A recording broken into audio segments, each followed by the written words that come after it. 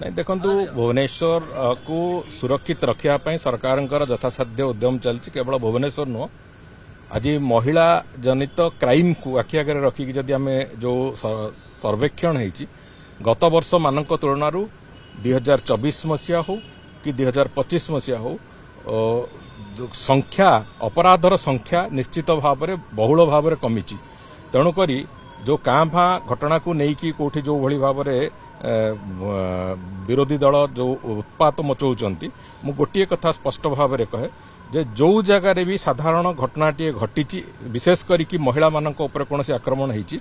सरकार तुरंत एक्शन नहीं एवं पुलिस विभाग तत्परता देखी दोषी को गिरफ्त करिछि एवं तार केस जमी चलवा कथा जो भली भाव दंड विधान प्रक्रिया चलवा कथा चली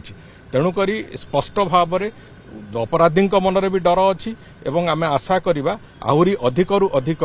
आमे महिला माननकु कोभली भाव सुरक्षित रखाजिवो सेतिपई जहा पदक्षेप नबा कथा सरकार सेतिपई तत्पर अछंती करूचंती एवं आगामी दिन में संपूर्ण ओडिशा भी सुरक्षित होगी रहिबो ए दृढ़ विश्वास आम